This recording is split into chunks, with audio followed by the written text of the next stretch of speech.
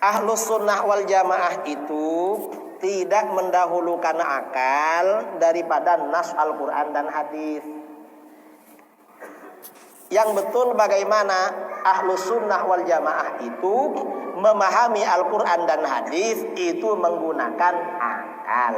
Wahabi tidak menggunakan akal. Mengapa begitu? Ini Wahabi.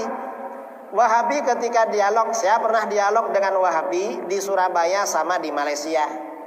Saya bilang, ayat yang muhkamat menurut ahlus sunnah wal jamaah adalah ayat surat Al-Ikhlas. Qul huwallahu ahad, Allahus samad, lam yalid wa lam yulad wa lam yakul lahu kufuwan ahad. Dan ayat laisa kamitslihi syai'.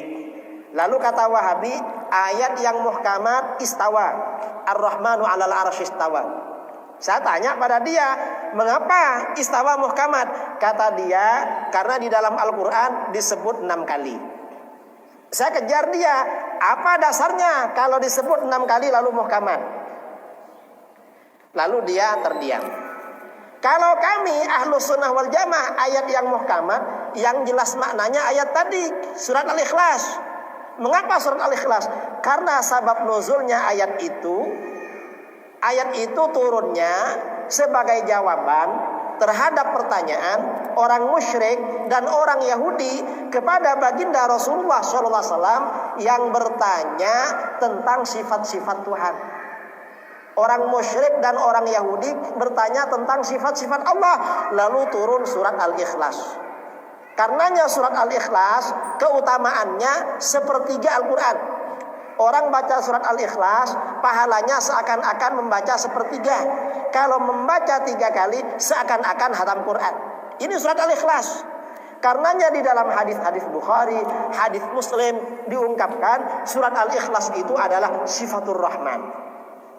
Karenanya kata para ulama, setiap kesimpulan ayat Al-Quran kalau bertentangan dengan kesimpulan surat Al-Ikhlas, maka harus dijauhi.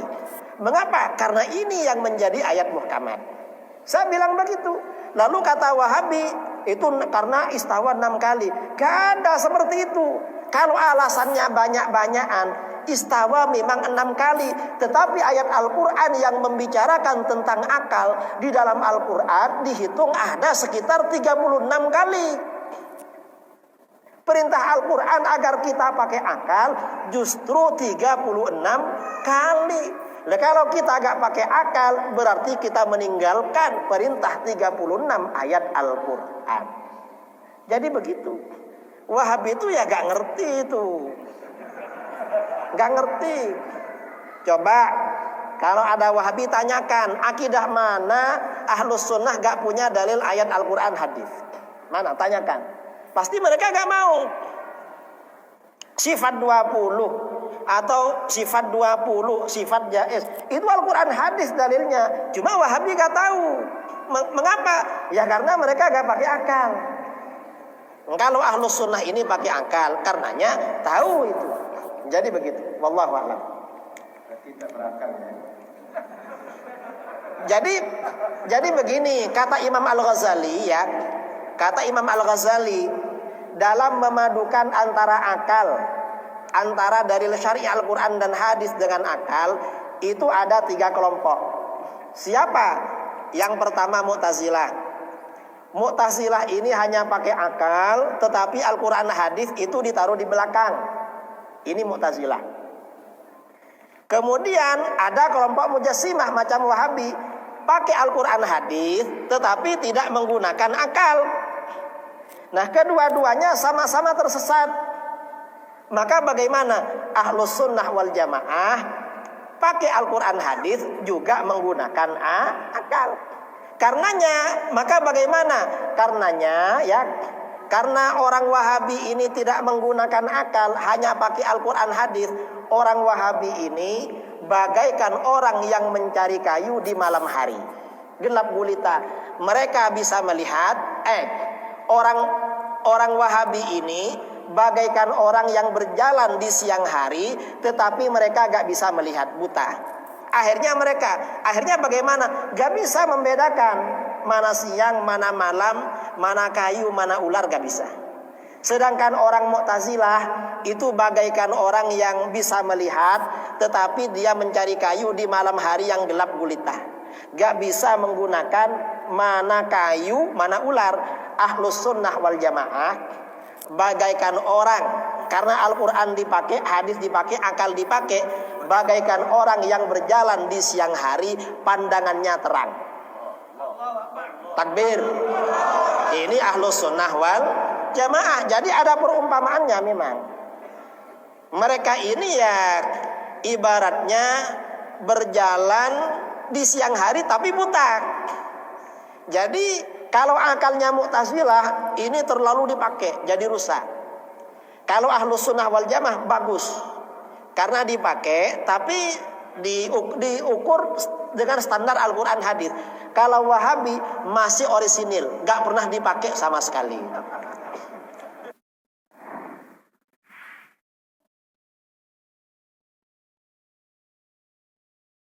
Dia berkata, sami'tu Abdullah ibn al-Mubarak rahimahullah yaqul, saya mendengar Abdullah ibn Mubarak al-Marwazi wafat 181 Hijriah rahimahullah berkata, man kafara biharfin minal Qur'an faqad kafara, yakni bil Qur'an. Siapa yang mengingkari satu huruf Al-Quran, sungguh dia kufur kepada Al-Quran semuanya. Kufur kepada Al-Quran semuanya. Jadi tidak boleh satu pun yang diingkari. Wa man qala la uminu bihadzal kalami faqad kafar. Siapa yang mengatakan saya tidak beriman kepada perkataan ini, maka dia sudah kufur. Artinya yang mengatakan Al-Quran sebagai kalamullah, dia tidak percaya, berarti dia kufur kepada Al-Quranul Karim. Karena Al-Quran mengatakan kalamullah. Wa in ahadun minal musyrikin istajaraka fa'ajirhu hatta yasma'a kalamallah. Bila ada seorang musyrik yang minta suaka kepadamu, minta perlindungan aman, maka berikan dia suaka, perlindungan aman. Hatta yasma'a kalamallah, agar dia dapat mendengarkan perkataan Allah.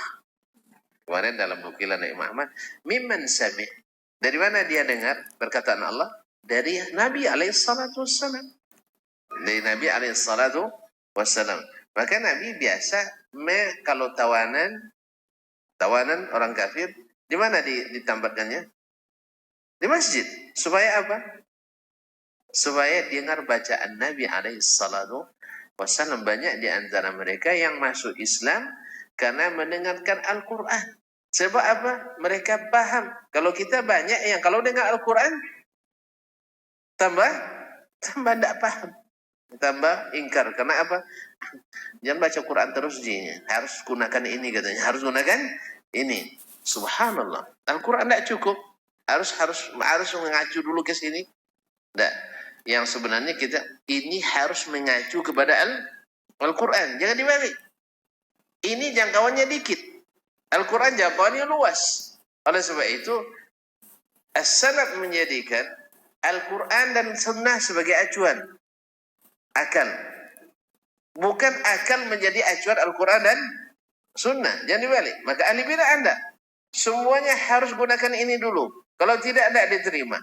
Sehingga kaum muslimin dan muslimat dirahmati Allah, akhirnya tidak banyak yang terjangkau oleh akal itu jadinya. Sehingga banyak yang disortir, banyak yang dikarantina, banyak yang kena PPKM darurat. Ya, kenapa? Sempit. Masalahnya isinya banyak semak-semak pemikiran yang diambil dari luar Islam. Nah, semak-semak ini kalau mau Al-Quran hadis masuk dan muat semua dalam akal, semak-semak itu harus di stacking, harus dibersihkan, harus dibersihkan semak itu. Insya Allah Al-Quran itu lempang masuknya, mudah diterima. Makanya kalau antum katakan tadi, misalnya seperti pembahasan setelahnya, Allah istiwa di arasy. Lalu datang pemikiran tak dari mana. Setiap yang di atas menempati yang di bawah. Gitu tak? Berarti membutuhkan. Dia lupa Karena akal tadi sudah bersama, lupa dia bahwa banyak yang di atas sesuatu tidak membutuhkan yang di bawahnya. Ini ada sedikit apa nampak? Langit. Langit di mana? Di atas. Di atas apa? Di atas bumi, di atas Mars, di atas Jupiter, di atas apa nama planetnya 9. Enggak apa lagi Ustaz ya? Lupa semua. Itu baru 9 kira ada di apa namanya galaksi ini Bima Sakti kata orang ya. Dari mana Bima Sakti saya tidak tahu tuh. Nah, dia galaksi. Di atasnya lagi menurut ahli fisika ada triliunan lagi benda-benda yang jauh lebih besar dari planet-planet ini. Bintang-bintang ya. Itu banyak triliunan yang lebih besar. Semuanya di bawah langit. Apakah langit membutuhkan yang di bawahnya? Alhamdulillah. Berarti kaedah tadi kaedah batil. Bahwa segala sesuatu di atas sesuatu mesti membutuhkan sesuatu. Batil tak? Makanya kalau dipakai rumus ini, lahirlah natijah yang batil. Jelas? Yang kedua, kaedah ini berdasarkan analogi-analogi, kias-kias. Padahal Allah tidak bisa dikiaskan. Kan gitu kan? Antum mengatakan itu dari mana? Kumpulan dari segala sesuatu di atas sesuatu membutuhkan yang di bawah. Ya betul kan? Antum tengok botol di atas meja, butuh. Hand sanitizer di atas meja, butuh meja. Ditarik meja, dia jatuh kan? Ini tisu di atas meja, ini standing.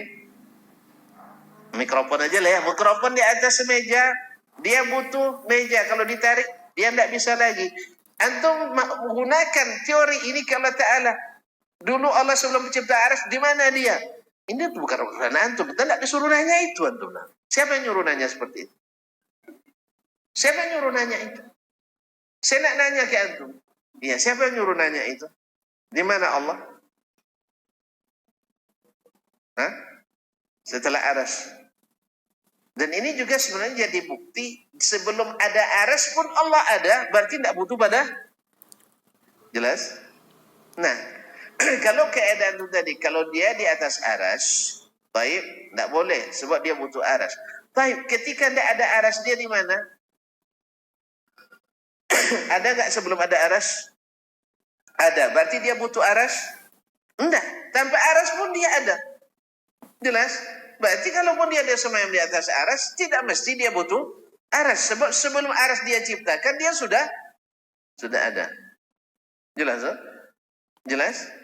Jangan dijadikan untuk mengingkari arsy. Justru ini memperkokoh bahwa Allah tidak butuh pada arsy, tidak butuh pada tempat. Makanya kalimat mesti menempati ini rumusnya makhluk, bukan rumus al-khaliq. Maka salah rumus, salah natijahnya. Apalagi kalau antum ngitung gaji orang nanti. Kalau salah rumusnya, banyak uang negara yang hilang nanti. Antum kena ganti. Ya, misalnya rumus, kan banyak rumusnya itu. Di bagian keuangan Ustaz ya. Tanya si siapa Ustaz apa nih. Kalau salah rumus nanti kan salah hasilnya. Tidak bisa. Kalau salah rumus salah hasilnya. Kalau salah hasil salah bayar nanti. Salah bayar kena temuan. Makanya rumus analogi tak berlaku pada ilahi Rabbi. Jelas? Disinilah kekeliruan kita.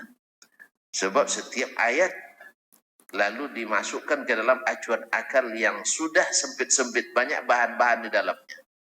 Akhirnya ayat tertolak, tidak bisa masuk. Apa sebab? Ayat jangkauannya luas, ini acuannya kecil. Akhirnya apa? Lahirlah pernyataan bahwasanya sifat-sifat Allah yang ternalar oleh logika manusia hanya 20 sifat. Saya katakan berarti akal antum kalah dengan akal as-salaf. As-salaf itu muat seluruh sifat dalam akalnya. Mana yang lebih